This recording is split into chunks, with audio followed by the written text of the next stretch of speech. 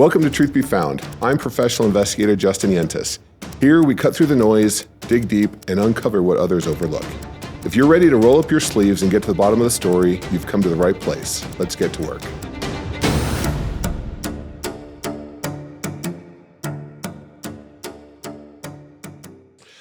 All right, welcome back to Truth Be Found. I'm your host, Justin Yentes, and today we are diving into the second episode of our gang miniseries. Joining me again is Matt Browning, a retired undercover officer who spent decades working on some of the most complex and dangerous white supremacist gang cases. And we're also joined by Eric Hebert, whose story of transformation honestly is nothing short of remarkable. So Eric's going to bring a very unique perspective as someone who's lived the realities of gang life, both on the streets and in prison, before ultimately finding a path to redemption. And today we're going to hear about his journey and discuss a little bit about how gangs operate and explore what it takes to leave that life behind. So Eric, Matt, thanks both for being on the show again today. Thank you for having us. Eric, your story is so powerful because it started, honestly, for me, it started at a very young age. Can you walk us through how you first got involved in a gang, a street gang, before going to prison, and kind of what drew you to that life? Yeah, so when I was 14, I lived in Illinois. I was born in Illinois originally, came out here to Arizona, kind of bounced back and forth, had a single mother. She was an alcoholic, had a really hard time getting herself together, so we would be here, we would move back there with family. When I was 14, I had a kid here in Arizona, and my mom, for whatever reason, she didn't like my girlfriend, and she's like, hey, I think we need to move. You became a dad at 14? At 14, yes. Oh, wow. So I had a kid at 14. Okay. I didn't become a dad at 14. Difference. So, yes. So about a month before the kid was born, my mom's like, hey, we're going to move back to Illinois. I don't know I never asked her reasoning or anything like that. We moved back. She didn't think the kid was mine. And so I ended up going back there. I was obviously really upset because I wanted to be taking care of my kid and be with my girlfriend. And that didn't happen. My mom kind of just kept doing her thing. She would get jobs at bars and kind of just not be present. She would stay after and drink or whatever. So I was kind of left at home alone. And there was a gang in my town called the Saint Disciples. And I started running around with some people from there and ultimately joined that gang when I was probably 14 years old. Okay. So you said it's called the Satan Disciples. Yes. What were they all about? So the Saint Disciples are, have you heard of the Gangster Disciples from Chicago? So they're a faction of them. They were originally a white and Mexican gang on the south side of Chicago. They kind of branched out into the suburbs where I lived at in Kankakee. And basically what they were about is just a street gang they were at war with the Latin Kings. So you had a rival, had colors. We wore black and yellow. And, you know, it was just there's a history to it, but I don't want to go into the whole thing about that. But when you say you don't just say, hey guys, can I hang out with you? I mean, how did they come to you, or did you go to them, or did you meet up at a park, or how did you first get involved with them? And then what did you have to do to become a member? I guess maybe I should back it up and say that I kind of always had aspirations of being in a gang when I was young. Maybe I went to juvenile for the first time when I was 12 years old. And so I was locked up out in Florence. I'd be locked up with some people from Phoenix. And do you guys remember the movie American Me? Oh, yeah. So that was like Classic. my favorite movie when I was a kid. I thought it was the coolest thing. The gangs, the prison, the whole thing. So it was kind of just something and I had already been in juvenile, so I guess that's just kind of how I seen my life going. I didn't see it going in any other direction. So I had a friend that was in the gang, and that just ended up being how I got into the gang. So he was in that gang, and he brought you into that gang. Yeah. But you wanted to be a gangster from the time you were in juvie. Yeah, from rap music and movies, and just not not ever being around any men. I never had any men in my life. So I think that like kind of like the machismo or whatever was attractive. And yeah. So what type of activities were you all involved in, the Satan Disciples? And, how did that escalate into violence, or was it always violence? No, I think there was always violence attributed to it, whether that be you having to get jumped into the gang, you having to fight, you having to prove yourself in other ways. But one of the very first things that I did with the gang was we did a home invasion. Like went up to a house, kicked the door in, ran in, started fighting people at 14 years old. Mm-hmm. And so stuff like that, just we would go around, we would find other opposing gang members, shoot at them.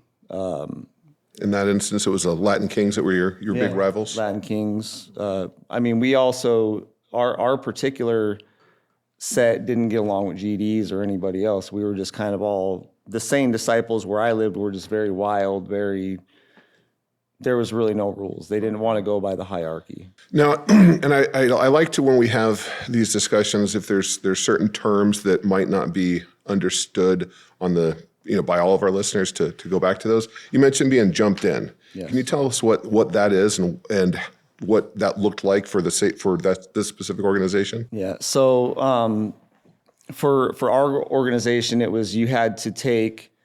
It was either a 1 minute beat down with no cover up, or you could get beat down for 3 minutes, but you could cover up. Okay. You could cover your head.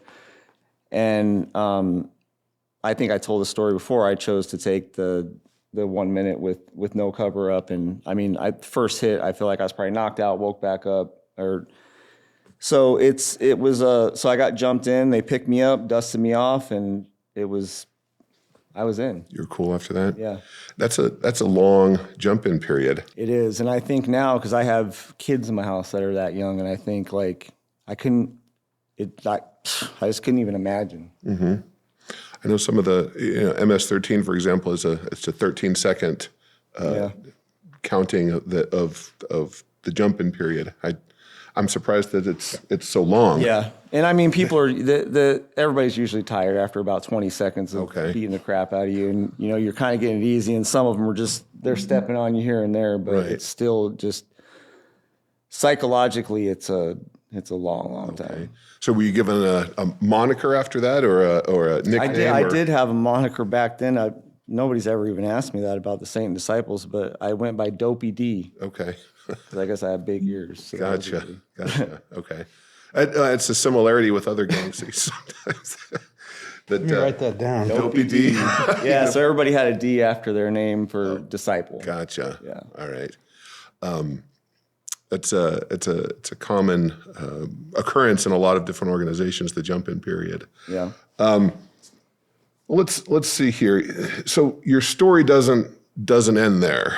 Right. Because that takes you to about 14. When you went to prison, you joined another gang. Can you tell me kind of what happened between 14 and your first time going to do serious time? Yeah, so when I was 14, maybe 15, 14 and a half, 15, I ended up I got sentenced to the Illinois Juvenile Department of Corrections till I was 18. But when you go in, they actually give you a time, based on whatever crime you're in there for. They gave me 9 months. Okay. And I ended up staying there for a year and a half because it was very, very, the place is closed down now. It's called Valley View in St. Charles, Illinois. And very, very gang active, they separate the units by gangs, even at a young age. Right. They got the Latin Kings over here. They got the folks and people, like you said. They got, so I did that for about a year and a half. And then I got out. I was on the way home, and my mom said, "We're going back to Arizona." So now my mom just moving me again. So that's at age 18 after No, this is age 16. Oh, age 16. Okay. Were you on probation, parole, or did you? I was not. I got out, and they. I think I had done whatever I need. I might have had like a little bit of probation, but actually that case, they questioned me as a minor without my mom there. So later on, somehow some attorney picked it up and it went through, and I ended up actually getting this case thrown out after I was 18. Okay. So that went away. Just out of curiosity, what was the crime that you did your first time for? Home invasion. Home invasion. Yeah. They got you. All right. Yeah. You're moved back to Arizona. So at age 16. Right. So actually, so when I came back here, the idea was to get me out of the gang. So my mom said, you're getting out. We're moving back here because I know you're going to go right back to the gang, which I would have because I was involved with the gang the whole time I was in juvenile. It actually, you actually just become a better gangster, if there's such a thing. And so her idea was to move me back here to get me out of it. So after being back here for about a year, she left to Florida, and I just kind of was like here by myself, didn't have anybody. So that puts you at about, 17, 18 years old? I was, almost 18. I had hooked back up with my ex-girlfriend, so I knew my kid now. He was already 2. We lived together with her mom, and then that didn't work out, because I just could never get my shit together. I couldn't get a job or anything like that. What part of town? Mesa. So she kicks me out or whatever, and then I'm just kind of running the streets at that point. And I started to rob people, steal stuff or whatever. And then I think I was just really, looking back on it now, I didn't have any direction. I didn't know what I was doing. I had a kid over here, but there was no way I was going to take care of him. So I kind of was just like, maybe I should just try to kill somebody. Maybe that'll solve it. And I think that's really what I did, as I didn't have I wasn't involved in a gang anymore or anything like that, but I was just angry. I think I was angry because I had to leave the gang, just failure after failure after failure. Well, it sounds like that community that you probably had both with the gang and in juvie was all kind of taken away. And then, your mom leaves, and so you've got one less support person in your life. Right. That's never going to be beneficial. And I think that's what it comes down to for me. So when people ask about, why do you go to gangs, it's, I guess, family. You're looking for a place to belong. Right. And so anyways, I really didn't have anywhere to go here, and I ended up running around with some dude. He was actually a really good dude. We met, and we were just fucked up one day and decided it'd be a good idea to try to kill somebody. And we did that and ended up going to prison for 18 years for a senseless crime. Okay. And that took place out in Mesa? At Butcher Jones in Mesa, or by the Salt River. Gotcha. So as you went back into prison, so you were with the Arizona Department of Corrections at that point for 18 years? Yep. Okay. So how did that transition into your association with the Aryan Brotherhood? So when I was 18 when I got locked up, went to the county jail, Madison back then. Right. It was. And I kind of already had an idea of, what went on in there. I knew that there was the AB, there was the Mexican Mafia, there was the blacks. So I kind of knew that it was going to be segregated by race. I didn't want anything to do with the Aryan Brotherhood coming in because from what I understood, they were very, they kind of preyed on their own people. They were drug addicts, bullies, all the type of people that I just didn't want to be around in my life that I had been around in my whole life. So I come into the jail, there was, hey, you go over here with the Woods or whatever, and then they run down the whole politics to me. So I decided right then, I don't want anything to do with any of this shit. I'm going to do my time and try to get out. Now, when you say that they wanted you to be over with the Woods, what is that? What is that? That's the white boys. They call them the wood pile. The Peckerwoods? Yeah, the Peckerwoods. That was a term I had never heard either coming from Illinois. So I just did that. I just kind of I didn't really want to get involved in anything, but at the same time, I didn't want to be a victim. I didn't want to be somebody that wasn't going to do anything or somebody that was going to be preyed upon. Right. Well, if you didn't want to be a victim, just tell me, 14 doing home invasions, up to 8. How old were you when you got locked up? 18. 18. So you got 4 years there. Violence had to come real easy for you. Yeah. I mean, somebody just mouths off, looks at you different, game's on. And when you go to prison, it just makes it even worse, or go to county jail. So tell me, how did you progress from a 14-year-old to 18-year-old in your mind to say, I remember my first fight, I was scared to death. But after my third, fourth, fifth one, it's like, all right, it's easy. Does violence like that for you? It's like, yeah, let's go. Sometimes, it always depended on what the situation was. So I have a weird relationship with violence. I think I understand it a lot better now. That, before I thought everything needed to be violent. Every act had to be violent. Everything that you did, you just kind of had to. But how can you be 18 years old and walk up to somebody you don't even know and stab them or shoot them or do whatever you did?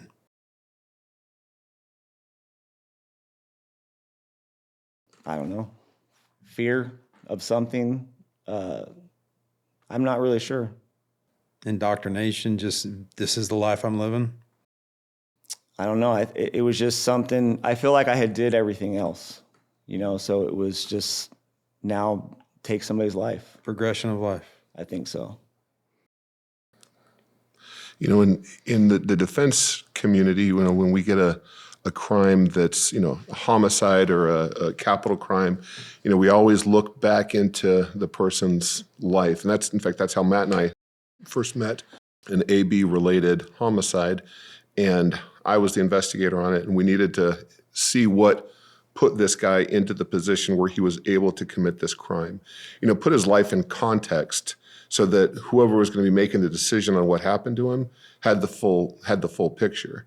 So, if we were assigned to your case, Eric, we'd go back and talk to your mom, your old neighbors, try and find your dad or father, whoever was in your life at various stages, teachers and whatnot. And that often gives a good contextual foundation for what put someone in the mindset where they could go up and, hurt someone. What were they mad at? Were they dealing with unresolved trauma? Were they being taken advantage of by someone that was guiding them in one way or another? And showing the entire picture, in my view, is always really important to show judges and juries and prosecutors, what the nuances are in Eric's life as compared to, any other guy that ends up with those with similar charges. So I'm glad that you've come out of it, but I'd be very curious to see what all of the indicators were in those first 16, 18 years of, this is where Eric's going to end up for 18 years locked up. You mean from me? What was your first incident that you thought, 14 doing a home invasion? At that point in time, did you know, shoot, prison bound, this is my life? No, I never thought I was going to go to prison. No. Even though in a way, I guess I kind of wanted to, maybe. I never thought I'd go to prison. I never thought I'd end up there. So you ended up, did you end up at trial or I took a plea. I took a plea bargain for 7 to 18. Okay. And they gave me 18. They maxed you out. Okay. So where did you go from there? So you leave the county system and then you're sent to state prison. Yes. Through Department of Corrections. I went to Tucson to Cimarron, which at the time in 97, 98, they labeled it Gladiator School. Mm-hmm. 4-yard, high level, 4-yard, just very violent. But by the time I got there, it really wasn't that way because I guess a couple of years prior to this, they came out with the STG program and they had already kind of had all the big dogs off the yard. So when I came into the system, the AB wasn't really, they were the stronghold, but there was none of them on the yard. They were all locked down. They were all in solitary. Yep. So they had their probates out who weren't the same as them. So the probates were kind of running the yard. And then at some point, skinheads came in. And when I went to the yard, I gravitated towards the skinheads because they were sober, they were in shape, they were not part of the prison drama. This is just something I didn't want any part of. Right. They were strong. So was it just their strength and the security of being around them that drew you to them, or was it something else? The intelligence, the way they spoke versus the way that the other people spoke, the AB guys or the people that were associates of them or, bowed down to them or whatever. It was just I feel like it was a different mentality. And that's something that I think your average citizen doesn't understand, is that when you're dealing with, I don't know if you can call them successful gang members, but high-ranking, powerful leaders of organized crime, these are not knuckle-dragging meatheads. Correct. Right? And Matt, you probably got a lot of good experience with some of the more intellectual, leadership-driven members of these organizations. Yeah, I think you nailed it when you said that, the Brotherhood is they're in there for the business. They're in there to make the money while they're there. They're in there to sling the dope. You cross us, we'll come at you. Skins is more of an ideology. I mean, when the Skins are sitting at their table, they're talking ideology. They're talking, how can we, whether doing push-ups, pull-ups, or whatever they want to do, because at that time, no dope in Skins. If you're doing dope, you're kicked out. While the Brotherhood was more worried about who's bringing in the dope and who's using the dope and who can we extort for the dope. And I think that the prison is nothing but a community. It is a world inside of a world.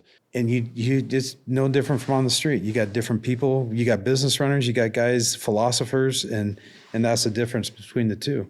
And my dealing with the Skins was there's some smart dudes that are that I locked up that are Skins. It's like, holy cow. I sit back and go, whoa, yeah, I can see that, but we don't need to beat the hell out of this guy because of what you're saying. Right. So, and then the Brotherhood was just a bunch of tweakers and heroin users and abusers. And so, I get that. Yeah, so I think for me it was because I was craving more of the discipline, the leadership, because I wasn't worried about the violence and this and that, intimidation, because I've been through all that. I wasn't intimidated going in there. So it just wasn't, that was nothing that I ever really needed to brush up on. That's what the Brotherhood's looking for, though. The Brotherhood's looking for a guy that's like, yeah, violence is nothing for me. Yeah, whatever. You guys keep your shit to yourself, and I'm going to take care of business. And that's, correct me if I'm wrong, but you come into a facility that you're already like, screw you guys. I'm doing my thing. Yeah. I want him. Right. I want him because of what he's representing and who look at him. We want him. And so that almost makes you a target for these groups and individuals. Right. I know when I was looking for an expert witness in the Aryan Brotherhood and the white supremacist movement, I went through the credits of Shot Caller to find out who their technical advisor was, and then called that guy up from the California Department of Eric. Yeah, exactly. Yeah, you know Eric. Okay. Yeah, I know Eric. I know I reference this movie a lot, but I had a lot of respect for how much detail and accuracy that Eric put into the creation of the film. And in that movie, you've got a guy that's going to prison for the first time. He gets 3.5 years for ag DUI or something, and ends up being recruited kind of the same way that you are, with a lot of intelligent men that were that provided a sense of belonging and protection and mutual. Or how do you want to say this? They were all working crimes together within the prison system as well. So talk to me about how you went from a new inmate and got brought into the Aryan Brotherhood as a probate. So, I first went through the skinhead thing. Okay. So I went in, I was not affiliated with a gang. I had the SD thing in the past. I wasn't obviously going to come in. When I left Illinois, I was out of that gang. That was, like when you move, you're out. So And they don't necessarily have much of a presence in Arizona, do they? No. So when I came here, it was pretty much, that's why my mom moved me back here. Okay. Was to be out. So Did you get tatted up with SD stuff? I had a D on my back, and then I ended up covering up with white power stuff later on. But and a pitchfork. That's all I ever had. And then when I come to prison, I go to the yard and I run into these Church of the Creator skinheads, and they were just it meshed with me, what they were talking about. Not really the racism so much, but just the unity, the intelligence, the eating right, just that type of stuff. And Was it the Lovin' Brothers? Did you hook up with them, the creators? no, Honky, I told you. Oh, Ryan Coleman. Oh, yeah, that's right. He's a creator. So there was a couple skinheads on the yard, and one of them was super charismatic. He was a pretty good leader. He knows him. We was actually talking about him on the way over here, and I met him. He liked me. Like we started doing. I ended up in the hole with him. We were cellies, and we were doing like martial arts, and he wanted to get out and open tattoo shops and all this stuff, and he ultimately ended up doing all that, but so this guy wasn't liked by the AB because he was a skinhead in prison. And I don't even know how this guy became a skinhead. You might know the story, but like the story is that he's not even a real skinhead, but this is who I get recruited by as a skinhead, right? So That's a recurring theme. Yeah. People being recruited by a non-authorized person. Well, you got in the skinhead movement, you have trad skins, you have Nazi skins, you have neo-Nazi skins, you got creator skins, you got all these different skins. And I think he was probably more of a trad than anything else. He just liked the look, but he had the beliefs though. Yeah. And he was sober, and he walked that walk. And so, but the brothers didn't like him because he was recruiting in prison. And so anybody that was with him became a target. Okay. So ironically enough, I run into this guy who's friends with this skinhead that came in from out of state, who by now had gained like big notoriety. What's the word? Notoriety in prison for his violence. And he was a skinhead. He didn't want nothing to do with the AB. And like I said, the AB wanted that guy. They wanted him. They wanted this dude. So he ended up going AB after several years. And a lot of the skinheads kind of ended up going that way with him because he had that ideology. Okay. So that's how I even ended up getting involved with the Aryan Brotherhood. Like I said, from the moment I went in there, I didn't want anything to do with them. The whole time I was on the yard, I fought against them. I didn't listen to anything they said. I was openly defiant. If they came and tried to tell me anything, I said, "You don't come and tell me anything." And nothing ever happened to me. But so that's kind of how I felt. But then I started to see that the Aryan Brotherhood is the power source in prison. So, and if you want to change any of these things that are happening in prison, because like it's a community just like any other community. You see this happening over here, you're like, man, I don't want that to happen. What are you going to do about it? Well, the only way that you're going to do anything about anything in there is become part of the power structure. And so that was my idea. That was why I decided to end up going that way. I was probating for maybe a month. Somebody wrote me a letter and I ended up locked down. So it was like, it was a blessing, actually.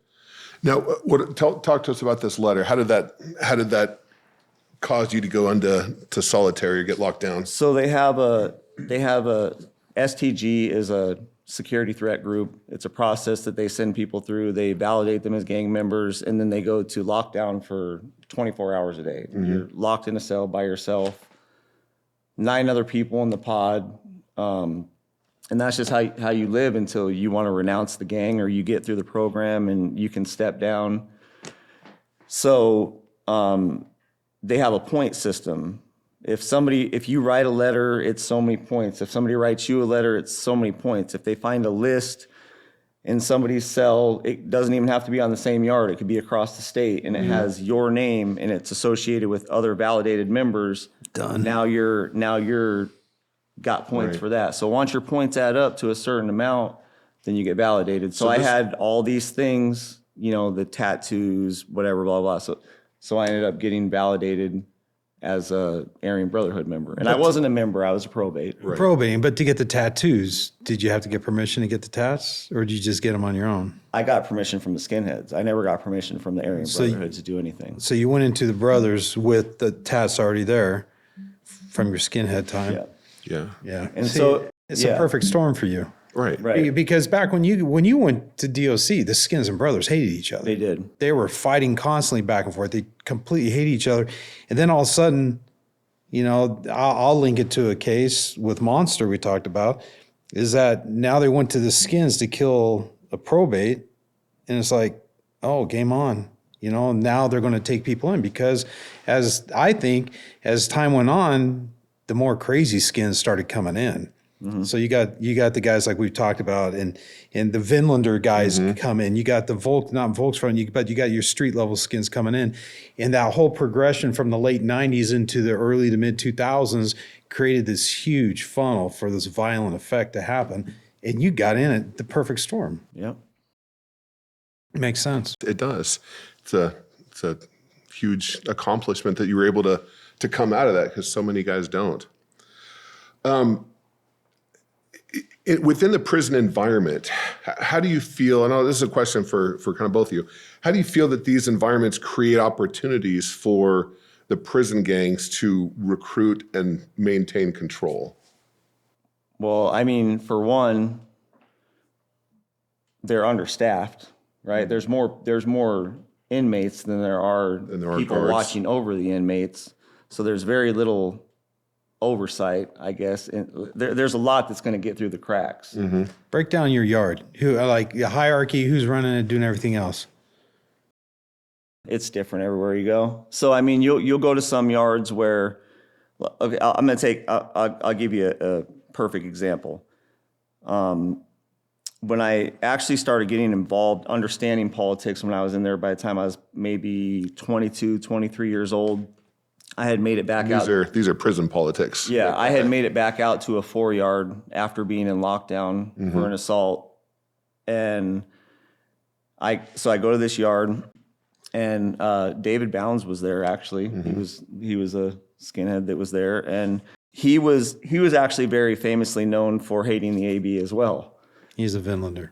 He's an Aryan Brotherhood now, ironically. Yeah. So he there was these two brothers there, not Aryan brothers, but they were actual brothers that were running the yard. One of them was given a patch by the Aryan Brotherhood, but he wasn't a real AB guy, and everybody knew that. So he would this guy. This is how this yard went. He was working with the administration, so he was working with SSU to say, "Hey, don't do this, don't do this." And the SSU are the gang investigators, right? Yeah, they're the special security unit or whatever. So they take care of all the gang stuff on the yard. So they're dealing. They had an inmate telling them not to do things. So, but he's working for SSU, right? So this is what he's working for SSU, saying, look, we don't want this and this to go on. At that time on the yard, they didn't want 2-on-1s. One-on-one fights were fine, but they didn't want multiple people jumping on an inmate or whatever. If that happened, then whoever was running the yard was going to get kicked out. Okay, so running the yard would be whoever was in charge. a probate, brotherhood. Yeah, probate, brotherhood, whoever the brothers would send word down, hey, this person's in charge, right? And that would be done through a letter, a phone call, a message, somebody coming from there to the yard saying, hey, you're in charge of the yard now or whatever. So, it just depends. Like if you got the guy running the yard that's a drug addict, then you're going to have probably nothing happening as far as violence because he's just going to be protecting him getting high. Right? Like I want this to get in, I want this to get in. And then if you have a yard where it's, people really want to push the agenda of the Aryan Brotherhood or the Mexican Mafia or whatever is going on, you may have a more serious, violent person there that's going to make things happen. It really just kind of depends on where you are, who's there. It's survival of the fittest. Right. Who does the recruiting? I don't know. The recruiting, Here, let me ask you this. I think that people more show an interest, like people just kind of come in, it just recruits itself. Right. When you hit a yard, did they already know who you were? When you hit the yard? Do they do their research or their intel Yes. work on you? Yeah. And how do they do that? That's what I've always found amazing. Well, I can tell you how several do it. They've got folks on the outside who are looking up a lot of data on folks that are coming to the Females yard. primarily. Yes. It's almost always almost females. exclusively. You know, we had a situation at a Mesa courthouse a couple of years ago where one of the investigators from my office was in there pulling records and overheard a lady saying that she just recreationally would get communication from people in prison asking for paperwork on, or documents, court documents on different individuals because they wanted to check up on people's stories. And so, under Arizona's public records law, we can get access to a lot of court records and whatnot, but those aren't supposed to be used for Hits? exactly to justify murders or to further gang activity. So, my first call was to, county attorney's investigator, and, he was able to go in and talk to them about the dangers and what they should be looking for when people on the outside are sending information into prisons to further the interests of a gang, because it is participation in a criminal syndicate. It's, while they might not know what they're doing, they're feeding this organization with information that they can use for, to justify, just like you said, justify murders within the prisons, justify, checking up on someone's story. If you're a probate, they're going to look into your background, pull your police reports, see if there's ever a time that you snitched on someone else or gave up information. Or the most important thing, they're looking to see if you're a child molester or a pedophile or rapist or anything else. Because if you are, you ain't. Yeah. Brothers ain't even going to. Not going to touch you. Not. So when you back to that, so you weren't. Shoot, I should have wrote it down. Dumbo D or whatever it was. Dopey D. Sorry, it wasn't Dopey D when you were in DOC here. No. What did they call you? Rooster. So if Rooster, when somebody said Rooster's coming to the yard or Rooster's moving here, this is Rooster's house, and you step out, they knew who you were. I mean, if they saw the tattoos, the ink, they knew exactly who you were and what you're about. Whoever needed to know, yeah. Maybe not everybody, but anybody that was involved in politics. Usually, but I mean, sometimes people don't know everything. Right. There's a lot of people in that system. But for the people who knew, they saw that and said, all right, we know who's going to run this yard at some point, or we know who's in control at this point. And what did that do to you in the head? I don't know. Like, I never was really, I just wanted everybody to kind of be safe for the most part and not be getting beat up for stupid stuff. It was, I didn't have a problem with violence or people, like it was part of the game, right? But I seen so many people come in and just get used up, get taken advantage of. And that was the type of stuff that like I didn't want to see. So that was more my focus, was I don't want to see people just like, I don't know. I just want everybody to go to rec, go to chow, work out, read a book. Can we all get along? Yeah. And that was something that a major factor of why folks would join up with you in the first place, whether it be Skinheads or Aryan Brotherhood, is just to have that sense of community and sense of protection, because they'd like to be a wolf rather than a sheep, be an aggressor rather than a victim. Yeah. I mean, looking back on it, I think I was just trying to survive. I didn't really have all this cleared. Like I wasn't really thinking 5 minutes ahead. Right. Just thinking right now, and that has carried on into my real life out here since I've been out. It's just, So you didn't have the aspirations of being a lifer and rising up in power and authority within the organization. It probably came and went, I would assume. I'm gonna be honest with you because I think about this a lot, and I knew that I was never ever gonna be part of that organization. I think, especially once I got to SMU too, and once a certain somebody became a brother. I'm not gonna say his name right now, but like I hate this person. Not hate. Maybe I do hate this person. And I knew that I was never going to be part of that organization because of this one person, because I was never going to call him my family. He would never be part of my family. So at that point, it was just kind of like, I'm here. I don't really know. I don't know. I was just there at that point. I was locked down already. I didn't know how to leave. I didn't know how to get up and say, hey, I want out of here, because it just doesn't feel safe. Right. I don't know. I don't know. I don't know what to say. Well, and once you're locked down, and again, to explain that's being housed in a special management unit or some sort of very restricted housing, so that you can't go and spread your gang ideology to others, right? Once you're in Browning, which is where that happens, where the security threat groups are housed, is there any good options for you to leave other than to become an informant or to go and be housed with child molesters and sex offenders? Well, they do have a step down program, which I think you have to be, at that time, you had to be locked down for 2 years. Then you go into another pod, which is just locked down there. They kind of like vet you through this whole process. And depending on who you ask, that process makes you no good. Right. It makes you a target.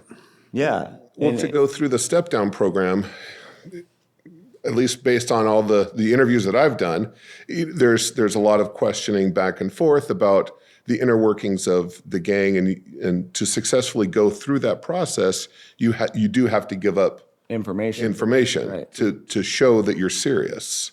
Because I'm sure that Matt and I could interview you in an investigative capacity and draw out a lot of info about your past and your history, and that's stuff that the skinheads and the Aryan Brotherhood and whatnot wouldn't want to be revealed. Right. Is that accurate? And so just to go through that program, I would, like Matt said, I would feel that would put a target on your back. I mean, it does, and it. So even when the program came out, I guess it probably was discussed amongst the brothers, hey, it's okay to go through this program.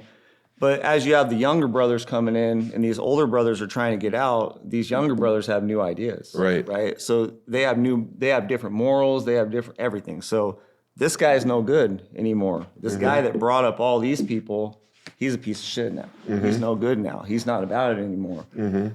So, I mean, I seen stuff like that, and that's when I just started to really see what it was about. This isn't real. This isn't a real brotherhood. This isn't, it's all just an illusion. That's what I started to see once I got to the actual hub, to the power source. When I heard the conversations, I seen all the moves that were being made. I seen all the political stuff, and it was very eye-opening. I think the original Brotherhood, back in the Brotherhood in Arizona started in the late 70s. Yeah, something like that. So they were originally formed in California, right, because they had the prisons segregated, and it was supposed to be for protection. Yeah, right. Straight up protection. White boys come in, they protect the white boys.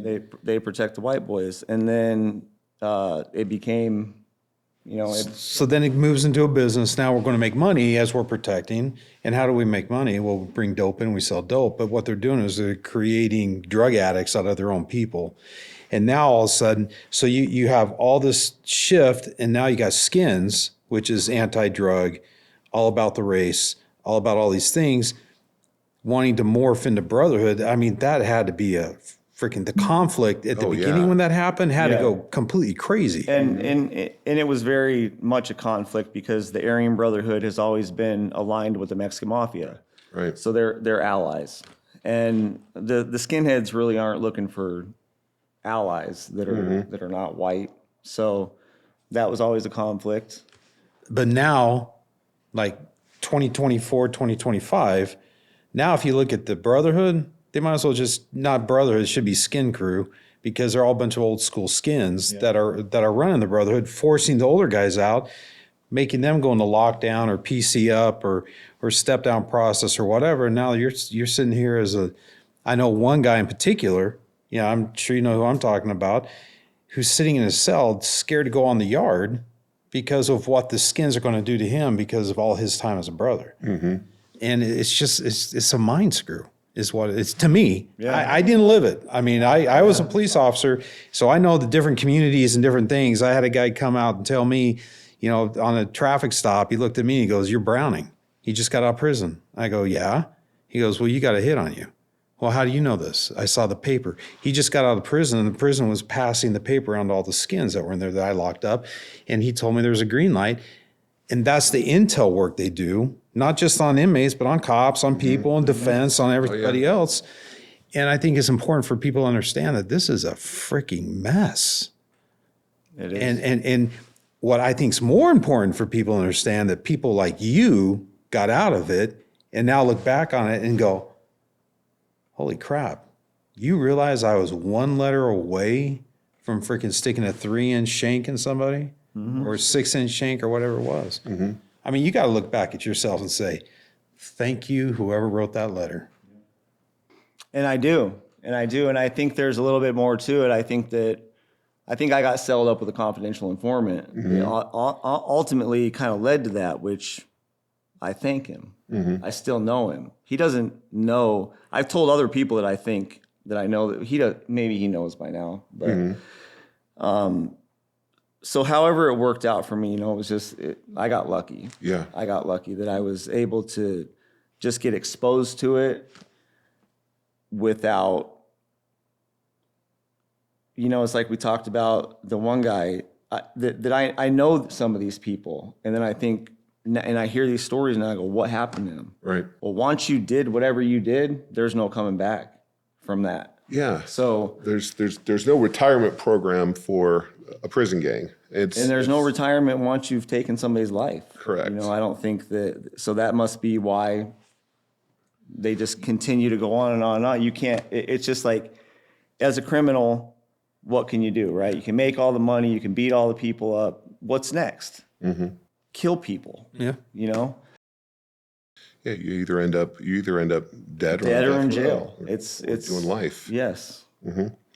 And that's generally the outcome of, especially those that climb the ranks in a prison gang. Because they're in a completely different environment and they're taken out of society, and then the crimes, the antes go up.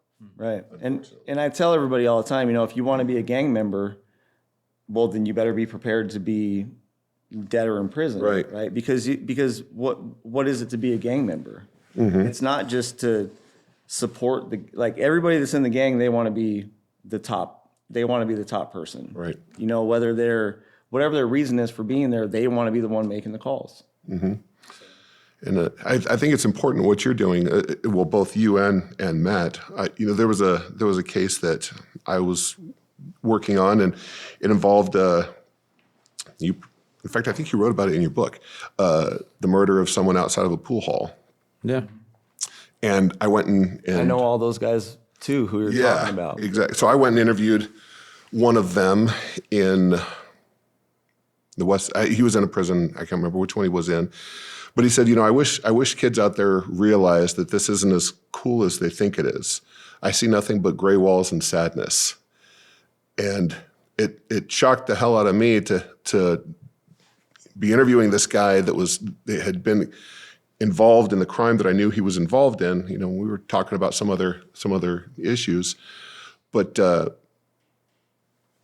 break the mindset that this should be an aspiration, I think is really, really important, especially with kids these days. They don't understand that all that awaits them behind prison walls are gray walls and sadness and eventual abandonment from your family. Well, and what's crazy too is that if you had a 16-year-old kid standing right in front of you, and he all his aspirations in life was to be a gangster, and a lot of these guys know now, like I'm talking to a kid now who all he wants to be is a prison gangster, and it's like, what do I say to this kid? What is it? So if I were to bring you, and then he would see you, and not, don't take any of this stuff personally, then he sees the tattoos. He goes, shit, I want those tattoos. And then he sees, I want that lifestyle. I mean, you beat the shit out of people and do all this crazy stuff. You're respected on the pod. You're respected in the facility. The cops are afraid of you. You running things. But the reality of it is, you're watching your back nonstop. Mm. Your head's constantly on a swivel because your time is coming, just like the guy you took or the guy that guy took. Mm-hmm. So what would you tell kids now? I mean, that's a tough question. I mean, you look back on your life. I look back on my life again. You went left, I went right. Mm-hmm. I mean, I think all I really can do is just tell my story, be honest about it. Like maybe go a little bit deeper into how it made me feel, things that I didn't think about, because you can't really tell anybody anything. I went through the Scared Straight tour when I was 13, 14 years old through Florence, had the big AB dudes coming up telling me all this shit. And I'm like, you can't fucking touch me. You can't touch me. And, as a kid, you don't wrap your mind around it. So I think that you can't tell anybody anything. You just got to show them. That's really what it comes down to. That they just got to learn. Mm-hmm. They need to see an example. All right. And then. So see an example of what not to do or what to do. It's not just words. But I'm looking back on everything you've said, and that's what you were missing in your life. Was that example. The example, yeah. You had no men in your life that gave a positive role model of what it means to be a protector or be a husband, not father. A single one, if you can believe that. And I often think back. I try to think, not one. Because I was just with my mom, and my mom ran from everybody. And my mom ran from most guys that she were around because they were no good. Mm-hmm.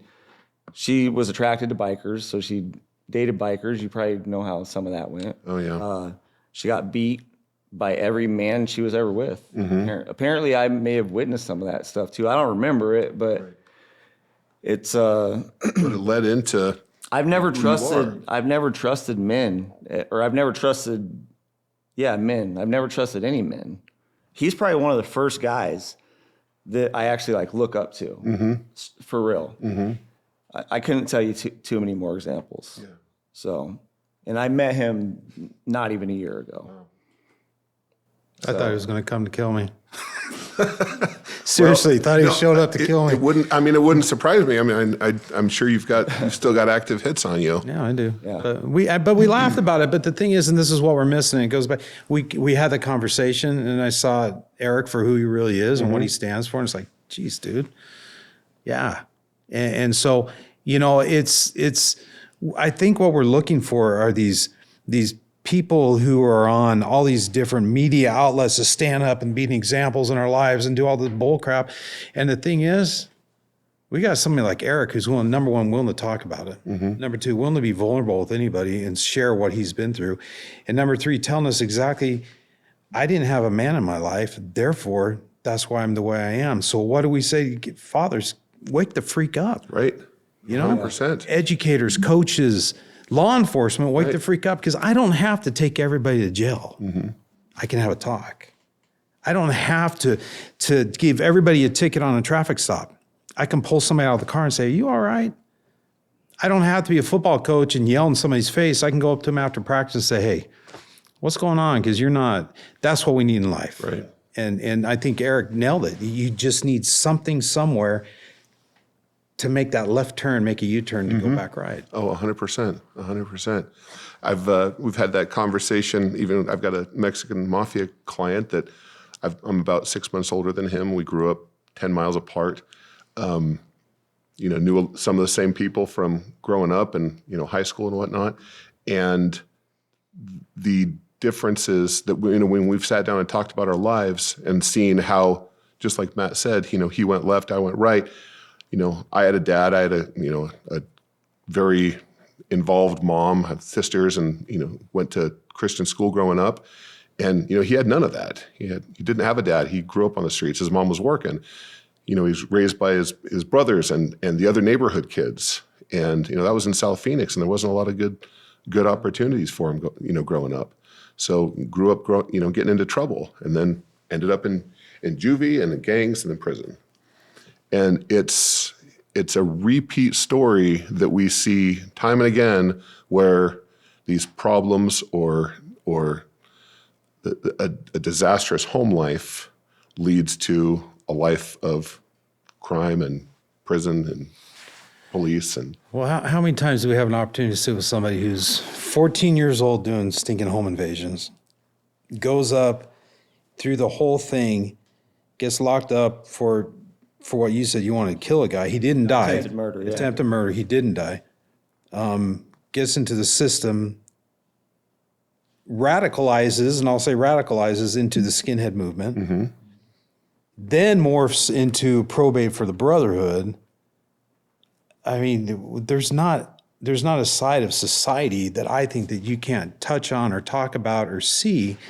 So I just go back to it. We're sitting here, man. What's the solution? I know this is putting you on the spot, but there's got to be something we can do. Love, right? I mean, that's it. And I don't know how to. That's the only thing that's got through to me, and I've rejected it at every chance I've had. I've rejected love. So that's what people need. They need love and understanding. And sometimes people don't even understand themselves. Right. So it's taken me a long time. I've been out for I think it'll be 11 years this year that I got out of prison. Wow. And I haven't went back. I've been in jail a couple times for short little things, but I mean, it's only the last couple years, and the last year especially, that I've really been able to kind of unpack all that stuff, accept love, see that love is it's not somebody trying to take advantage of you, because that's what it always seemed like. Right. When somebody's just coming at you with all this love, you're like, what do they want? What do they want? So, but what makes you different? I mean, maybe you guys know these names. But what makes you different from Chicago Bob? I don't know Chicago or Bob. Bubbles, or these guys that they have the same drive as you do, and they get out and they go back to the slope and they're back in prison. Well, I think one thing is those guys, from what I understand, were always heavily involved with drugs, right? I've had my stand with drugs. I've done all the drugs. I've never shot drugs up, but I've never that's never been my thing. So I think that helped me out, and I've done them and they've fucked me up and I've got in trouble because of them. But that's probably the biggest difference, is that's not, I don't want that. I don't want the street life either. I want a family. And is that where you get your brotherhood, is from your family? Or where do you get that? I mean, again, 14 in the gang, so you're missing something. So how do you get that now? So you don't go back. Right. So now it's funny, because I'm just at this stage where I'm only beginning to figure things out, to even know what they are, to recognize them. Right. 11 years later. Yeah. I mean, after 18 years, you could ask my last two exes. No, I don't need to. I'll ask. Or my your fiance now. Yeah, and she's the one. Probably just like Tani for you. She showed me all the love. That's the only thing that's ever got through to me, was that. Well, behind most successful men that have come out of garbage, there's an even more powerful. And I had a kid. I had a kid when I got out too, right away. Not trying to, but also I didn't do anything not to. You know how kids happen. Oh yeah. Okay. So I didn't do anything to not have the kid, but I had a kid. What? How? And he'll be 10 in March. Oh wow. Yeah. And so that's changed my life too. Yeah. So it's, well, now you've seen, you have somebody else. It's that you're living for, I guess. So that how you had a child at 14 and now another 10 years ago. and now you've seen what your life, or what struggles you had to go through without having that dad. How has that changed you as a father to your 10-year-old? I don't know, like with him, I think I'm just more present. I understand what I do is going to have an effect on him. Is that what you're asking? I think that's really the difference, is that I just now know. I remember the last time I got arrested for something, and I was wasted out of my mind. Not the last time I got arrested, but one time before that, I was wasted out of my mind. And he was the first thing that came to my mind when the cops were knocking at the door. Mm-hmm. You know, it wasn't, like, you got to go sit in jail. It's that kid's going to be out here, you know, without his dad. It wasn't, where's the back door, or how do I get out of here? Right. It's, your brain went back to where it's supposed to be, which is family and love. Right. So how do you go from standing, looking in on the inner workings of the Aryan Brotherhood as a probate to, nah, I ain't doing that? What was it that made you not want to patch up? Just the people, the conversations, their goals. They're just myopic. They're stuck there. They're stuck right there. And that's not what I wanted. I don't see that for myself. Well, I think that your opportunities to have a happy existence and a joyful life, I mean, they don't exist within the prison walls. I mean, especially compared to what the opportunities that you have now, you know, getting married and having your kids out here and able to see them grow and mentor them and help them to not make the same mistakes that you made. Right. I think that as dads, we all have to remember that. So it brings you back. Yeah. I want to thank you both for being here. Eric, especially, I mean, your story is phenomenal, and I hope that people can see that given the right opportunities and the right support systems, that folks that have, you know, experienced trauma and experienced, you know, the upbringing that you did and the background that you have can still turn their life around. So I think you stick close to Mr. Browning here, and I try. Yeah. I think what you guys both do is just phenomenal for the community and for so many people that benefit from it. Thank you for what you do as well. And well, I think that's going to be our wrap up, and we want to thank everyone for joining us, and we'll see you next time on Truth Be Found. Thank you for tuning in to Truth Be Found. The hunt for answers never stops, and neither do we. Don't forget to subscribe and follow us online to stay in the loop. Remember, truth has a way of coming to light. Until next time, keep your head up and your eyes sharp.